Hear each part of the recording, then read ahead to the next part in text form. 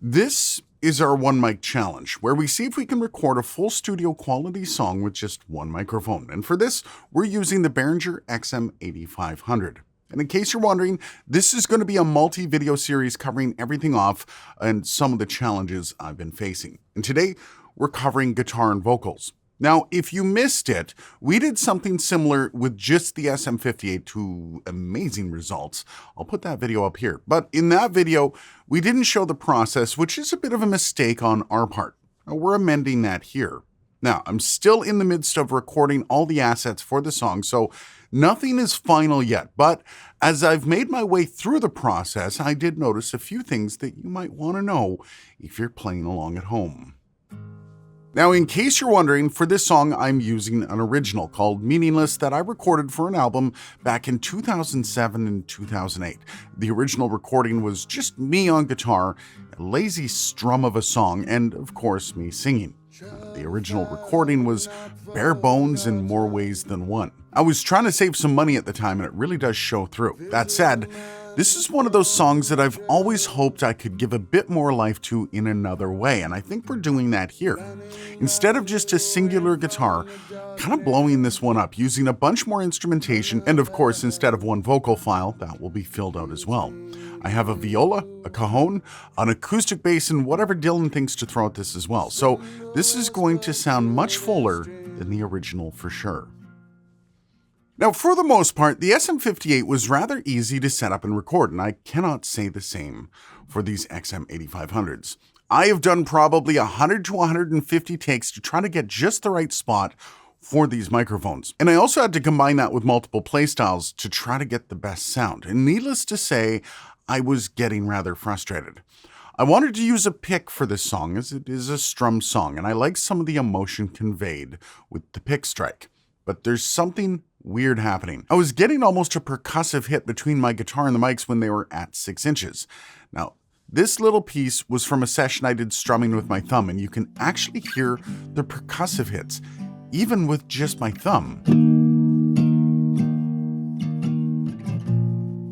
So eventually I decided to move the mics further back from the guitar and just bet on Dylan's skill with EQ that we can make up some of that body. Mic placement was a struggle.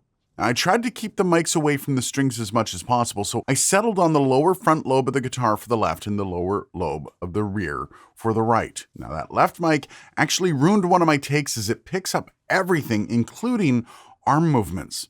And I was aware of it when recording, and I did my best to avoid it, but sadly, it was never to be. Now, this was the part that I was sure would go off without a hitch, and boy, oh boy, was I wrong. Now, the first issue came up quickly as this thing popped like nobody's business, something that the SM58 is known to do from time to time as well. That said, certain mic techniques with the SM58 allow you to avoid that, and there's no issues whatsoever. With the XM8500 though, those same techniques just didn't work. For example, when you go slightly off axis to avoid straight shots of your breath with the SM58, you retain a great deal of your voice. When you do it with this mic, well, this is what happens. Face of tension, sweetest taste, inhibitions swept away.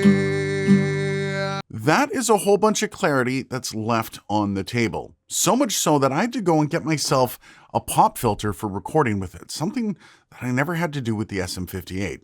And if you're running with XM8500s for their value over the SM58s, well, you just cut out a lot of that value with this. So as we move on and start incorporating more and more instruments into this song, I'm rather curious what kind of issues we'll run into. For the most part, nothing here has been insurmountable. All of the issues can be dealt with, and it's all been relatively easy. That said, though, this is a shining example of why some mics are favored in a recording session over others. It isn't just price. Some mics just work, and other mics require more intervention to, just work. So far, though, this little project is well on its way, and I'm excited to hear how it comes out in the end. Stick around for that. It's going to be fun, and we're bringing more musicians into the fray after all this.